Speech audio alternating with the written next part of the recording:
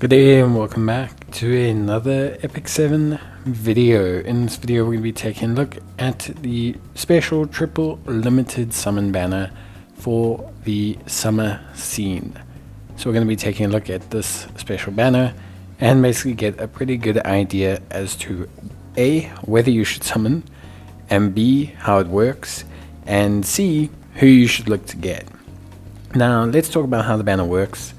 So firstly, there are 3 units and 3 artifacts. The rate for these units is split evenly. So compared to a normal featured banner, there is a division of the rates. So if you look here, for example, you have a 0.33% chance of getting the character, 0.35% of the artifact.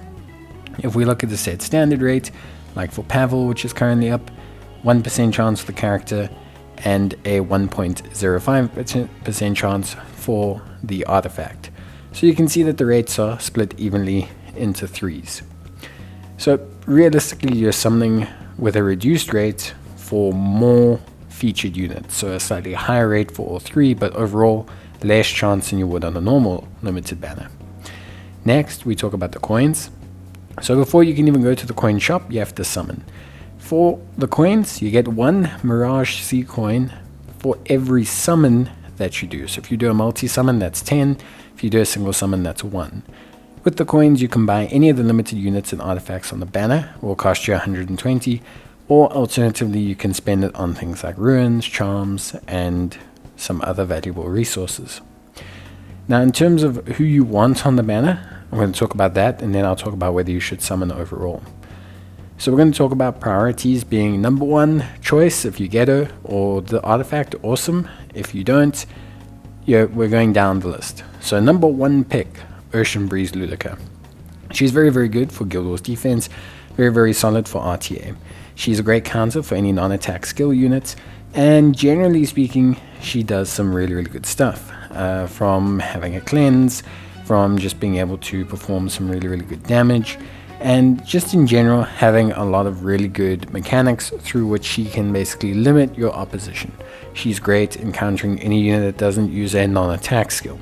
So anytime you face a team that's either going for a hyper carry build, you face a team that's got a healer or some kind of massive amounts of cleanse or debuffing, anything like that is going to be where she's going to shine, and you're going to see her have some really, really good levels of production. She's also a CR pusher to a certain extent for your team, which is also something that's relatively helpful.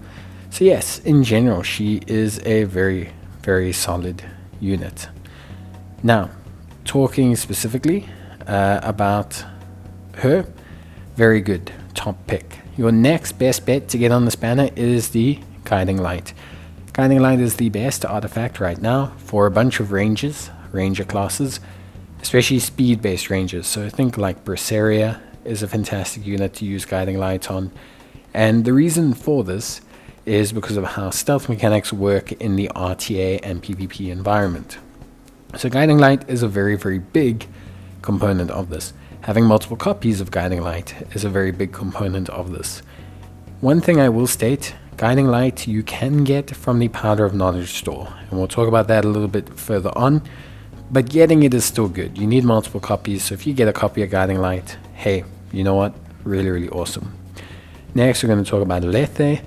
So Lethe, pretty straightforward. A good PvP unit. A little bit difficult to use in RTA. You don't always get the best methods to set up how her mechanics work. She is very solid in Guild Wars, on more of the offensive team. The big thing with Lethe is after every 3 strikes, she will summon the Abyss, which will pretty much one-shot any character that's not a tanky character. Like anyone around the 18k below area in terms of health, she's going to be one-shotting with this ability. It provides extinction, it prevents revival, it's very, very good. And it's basically one of those really, really strong abilities that essentially allows you to kind of prioritize and target certain units. On top of that, she has great setup with her S3, which provides ways of preventing units from taking turns. She's the kind of unit that you're going to want to build with either like a counter attack build, or you're going to want her to be in a setup where she's going to get extra attacks, because the faster she can rank up those stacks, the better it's going to be for her to cause a lot of damage. So she's a good solid third pick here. She has her uses definitely on the Guild Wars side of things. She is technically solid in the RTA environment. She's someone you can definitely use to a larger extent. You just, to a certain standpoint, have to kind of work with her as a unit. She's a little bit more difficult to use than Ocean Breeze Luluca, who's just kind of able to be used in a lot of content. Then we come to Soul Consolation and Prayer of Solitude. Both of these are solid. Soul Consolation's decent for a Soul Weaver. It's not like every Soul Weaver's bread and butter artifact, but it's definitely usable on a lot of Soul Weavers. Really kind of gives them a little bit of everything that they need. It's a very good kind of standard, generic, applicable kind of artifact.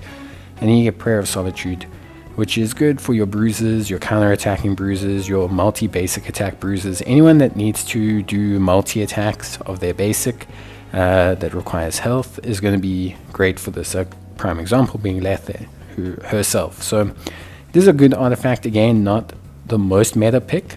We're not talking like ultra meta, but it is very solid. So last but not least is Cerise. Cerise is just not good. Unfortunately, she's not a meta pick in a lot of areas. I think there's space for her one day on a team if she gets the right buffs as an enabler for counter-attacking double strike units like Lethe, but she needs a little bit more provided to her before she's going to be usable. So that's kind of your priority, and that applies to who you'd want to see, but also who you'd want to purchase with the coins. So that should give you a good idea. Now, in terms of the artifacts, you can buy them with Powder of Knowledge after just doing one summon on the banner. So if you have the Powder of Knowledge and just want the artifacts, rather do that than try and summon for them. It's just more cost efficient and better overall. In terms of the actual banner, I would say if you're missing 2 or 3, go for it. If you're missing Luluca and Lethe, and Guiding Light, like if you're missing those 3, definitely go for it, because then you like 50% of the featured are something you can use. If you've got 1 or 2, then rather not.